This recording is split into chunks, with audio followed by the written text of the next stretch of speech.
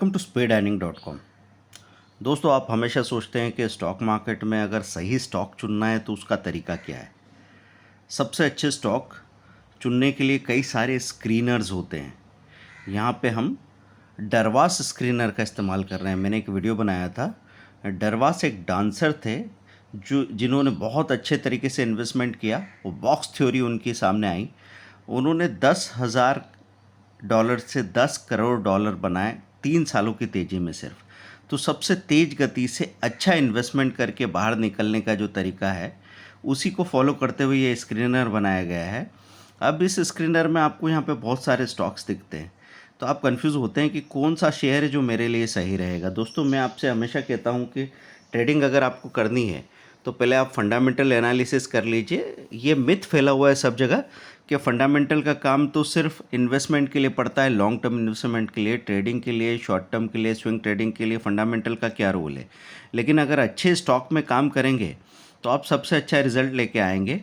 अब fundamental analysis बहुत typical और बोरिंग सा या कॉम्प्लिकेटेड लग सकता है बहुत सारे लोगों को, उसको हम बहुत आसान बना देते हैं। यहाँ पे देखिए, ये जो आप स्क्रीनर देख रहे हैं यहाँ पे सबसे पहले सीरियल नंबर दे रखा है, नेम दे रखा है कंपनी का, फिर सीएमपी करेंट मार्केट प्राइस, फिर उसका पी रेशो दे रखा है, मार्केट कैपिटल मतलब कंपनी का साइज़ क्या है, टोटल मार्केट कैपिटल मतलब current market price into total number of shares, उससे मार्केट कैपिटल बनती है। अगर बड़ी मार्केट कैपिटल है तो बड़ी कंपनी है, छोटी मार्केट कैपिटल है तो छोटी कंपनी है। इसी से मिड कैप, स्मॉल कैप या लार्ज कैप का डिसीजन होता है। डिविडेंड यील्ड क्या है, साल में जो पैसा आपने लगा रखा है उस पर कितने % का डिविडेंड कंपनी दे देती है। नेट प्रॉफिट क्वार्टर में रुपीज़ में कितना है, और यहाँ पे लिखा है क्वार्टर प्रॉफिट वेरिएंस, मतलब पिछले क्वार्टर से इस क्वार्टर में कितना बदलाव आ गया है। ये बहुत इंपॉर्टेंट चीज़ है। इतने सारे कॉलम में जो आपको बता रहा हूँ आपको सब पे ध्यान नहीं देना है। मैं आपको बहुत आसानी से बताऊँगा कि आप 3 मिनट के अंदर डिसाइड कर सकेंगे कि ये स्टॉक ज़्यादा बेहतर रहेगा हमारे उठाने के लिए। सेल्स पिछले क्वार्टर का कितना था, सेल्स क्वार्टर वेरिएंस कितना है, ROC return on capital employed, total जो पैसा लगा रखा है उस पर क्या रिटर्न आता रहा है लंबे समय से, 52 वीक हाई क्या रहा है, 52 वीक लो क्या रहा है, और डाउन परसेंटेज कितना है। ये सब कुछ यहाँ देखने को मिल रहा है। अब हम क्या करेंगे यहाँ पे, सबसे पहले तो आप सीएमपी के हिसाब से चीज़ें देख सकते हैं कि सबसे कम प्राइस का स्टॉक सबसे ऊपर या सबसे ज़्यादा प्राइस का स्टॉक सबसे ऊपर आ जाए, तो यहाँ पे पेज इंडस्ट्रीज सबसे ज़्यादा प्राइस का स्टॉक है। फिर हमने क्लिक किया एक बार और तो सबसे कम प्राइस सबसे ऊपर आ गया। ये आपको यहाँ पे 7 इंडस्ट्रीज करके दिख रहा है, फिर ट्राइडेंट दिख रहा है, फिर पोलो क्वीन दिख रहा है, ठीक है।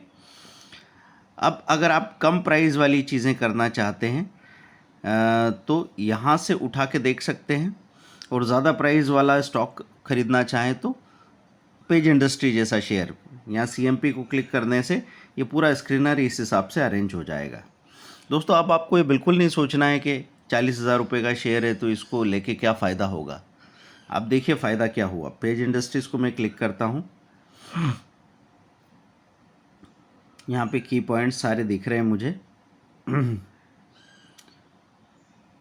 15 मैन्युफैक्चरिंग, देखिए यहाँ पे एक लाइन में लिखा है page industries own manufacturing facilities spread over 2.4 million square feet across 15 और रीड मोर करके हम उसकी ज़्यादा डिटेल जान सकते हैं। बैक किया हमने इसको।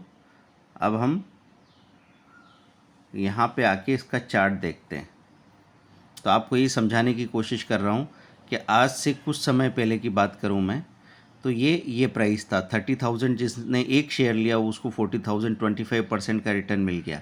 जिसने यहाँ पे 20,000 के आसपास लिया उसको तो पैसा डबल हो गया है। तो आप 20,000 रुपये के 200 रुपये के अगर शेयर लेते तो 400 रुपये होने पे क्या खुश नहीं होते। इसलिए कभी भी लो प्राइस वाला मेंटेलिटी नहीं रखेंगे।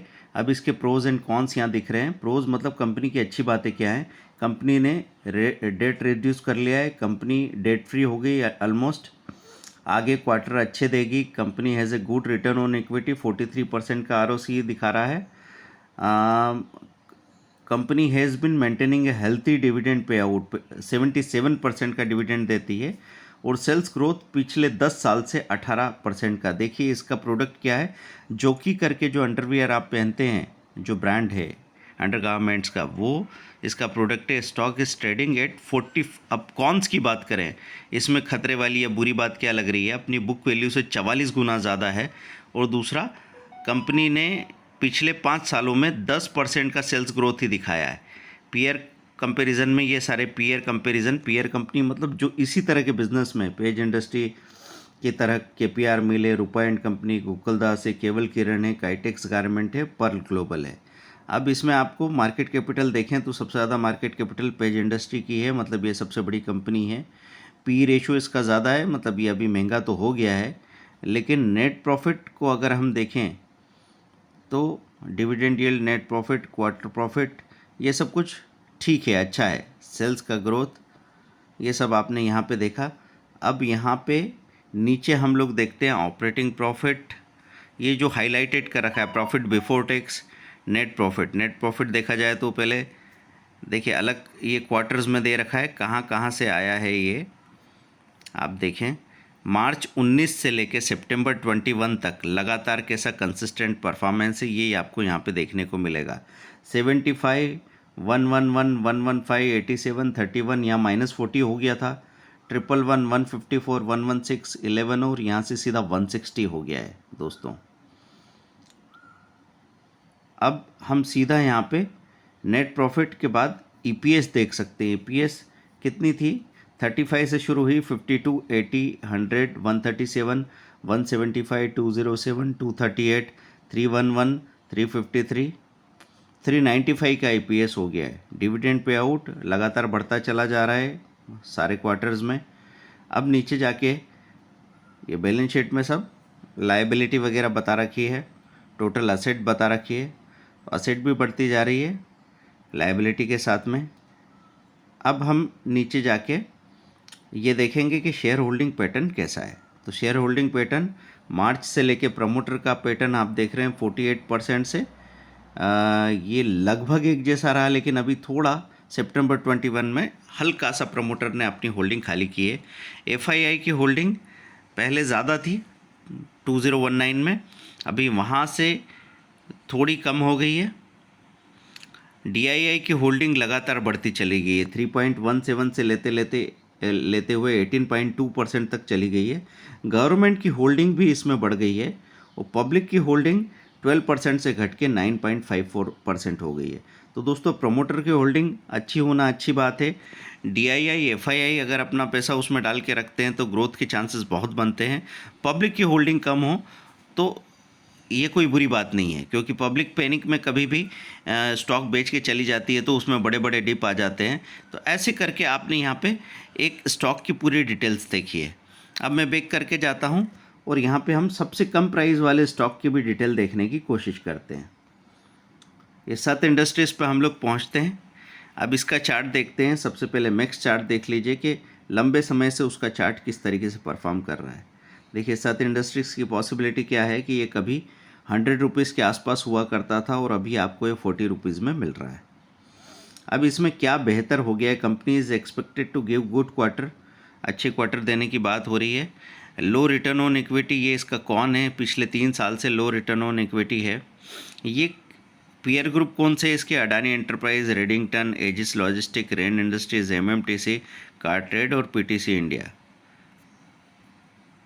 ठीक है, जनरल ट्रेडिंग में है 7 industries, mainly fabric, leasing up machinery and moulds, ये इसका बिजनेस है। अब हम यहाँ नीचे चलते हैं। पीयर कंपैरिजन हमने देखा है। ऑपरेटिंग प्रॉफिट ये 9 से 14 तक गया है पिछले क्वार्टर्स में। प्रॉफिट बिफोर टैक्स 5 से 12 तक गया है, बीच में माइनस भी हो गया था, इसीलिए आपको दिख रहा है कि वो काफ़ी नीचे। एपीएस की बात करें 0.27 से अब 0.91 तक चला गया है। बीच के कई क्वार्टर्स ऐसे थे जब ये माइनस में दिख रहा था। अब हम जाके यहाँ देखने की कोशिश करेंगे कि ईपीएस धीरे धीरे पूरा इम्प्रूव कर रहा है, इसीलिए ये स्टॉक आपको सस्ता भी मिल रहा है। कैश फ्लो में गए और नीचे हमने फिर देखने की कोशिश की। एक तो ये कैश कन्वर्शन साइकिल है, तो ये 416 से घटते घटते माइनस हो गया था और अब 82 पे है।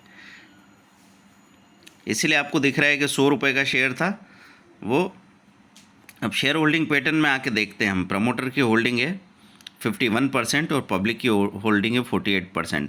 इंस्टीट्यूशन ने इसमें बिल्कुल पैसा नहीं लगा रखा है दोस्तों, तो ये उस हिसाब से कम भरोसेमंद रहेगा, लेकिन आप अपना एक छोटा कैपिटल इसमें लगा के रखें। अब ये समझ होनी चाहिए कि पेज इंडस्ट्रीज़ में हम, अगर हमारे पास 50,000 है तो पेज इंडस्ट्री में हम लगाएंगे 35,000 के आसपास, और सत इंडस्ट्रीज जैसे शेयर में लगाएंगे 10 to 15% के आसपास। आपको अपनी ये सोच बदलनी होगी कि मैं ज़्यादा नंबर ऑफ़ शेयर इकट्ठे कर पाऊँ तो बहुत अच्छी बात है। आपको नंबर ऑफ़ शेयर इकट्ठे करने के लिए यहाँ पे ध्यान नहीं देना, आपको ध्यान देना है कि आपको रिटर्न कहाँ ज़्यादा अच्छा मिलता है। अब जैसे ये शेयर आपने देखा है, ऐसे एक एक शेयर की डेली स्टडी करते जाएंगे ना दोस्तों, तो आपके पास बहुत अच्छे स्टॉक यहाँ सामने आ जाएंगे। अब उसको आप इंट्राडे स्विंग ट्रेडिंग में भी यूज़ करें तो भी बात बनने वाली है, और अगर इसको हम अपने इन्वेस्टमेंट के लिए यूज़ करें तो बात बनने वाली है ही सही। इसलिए ये अच्छे स्टॉक्स की चुनाव, इनकी स्टडी, स्टॉक पिकिंग सबसे बड़ी चीज़ है।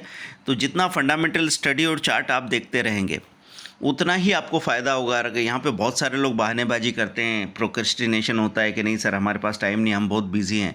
हम आपको नहीं 1 घंटा निकालने के लिए कह रहे हैं, हम आपसे कह रहे हैं 5-5 मिनट का टाइम अगर निकाल के रखेंगे तो भी बहुत कुछ किया जा सकता है दोस्तों। अब ये ट्राइडेंट का आप रिटर्न देखिए कि अगर किसी ने स्टडी करके, ये आपको याद होगा अगर आप हमारे पुराने वीडियोस में देखें तो हमने इसी तरीके से स्क्रीनर में ट्राइडेंट तब आपको सजेस्ट किया था जब ये 11 रुपये का था। अब ये ट्राइडेंट यहाँ इस प्राइस पे था, आप देखिए 8 रुपये, 10 रुपये, 11 रुपये की प्राइस पे था, बड़े आराम से इकट्ठा किया जा सकता था। आज ये 52 रुपीज़ पे खड़ा है। मतलब एक ही साल के अंदर हम देखें तो इसमें 5 गुना पैसा बनाने का मौका मिला है। इस तरह के पैसा कब बनता है, जब हम किसी स्टॉक को जो पहले अच्छे समय से बुरे समय में गया और बुरे समय से पलट के फिर से अच्छा समय आया है, इस तरह के रिवर्सल में किसी स्टॉक को आप उठा के रख लेते हैं और एक रिजनेबल टाइम दे देते हैं। 3 महीने का टाइम ऐसा रिजनेबल टाइम है जब अगर आपने गलत लेवल पे भी पकड़ लिया तो वो नीचे चला जाएगा, नीचे जाके वापस अपने रेट पे आ जाएगा, फिर एक बार प्रॉफिट में आ गया और एक अच्छा प्रॉफिट दिखाने लगा तो आपका डर ख़त्म हो जाता है। और अगर आपने इकट्ठा पैसा नहीं लगाया है, आपने अगर पहले से गुंजाइश रखी है कि मेरे पास 50,000 है तो मैंने 20,000 के शेयर्स ले लिए हैं, फिर डिप आया 20,000 के शेयर और ले लिए हैं, 10,000 फिर भी रखे हुए हैं, और ऐसे में वो उतार चढ़ाव करते हुए 3-3 महीने के अंदर आपको प्रॉफिट दिखाने लगे, इसके चांसेस बढ़ जाते हैं। फिर दोस्तों आप कहीं नहीं रुकते।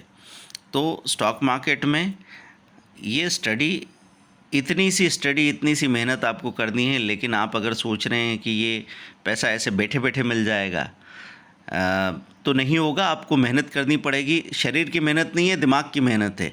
वो दिमाग की मेहनत आप करते जाइए। आपको सीखने के लिए हम अभी इंट्राडे ट्रेडिंग कोर्स 10,000 में दे रहे हैं, उसके साथ में 2 बड़ी strategies, all in one screener और 3:25 PM की स्ट्रेटेजी।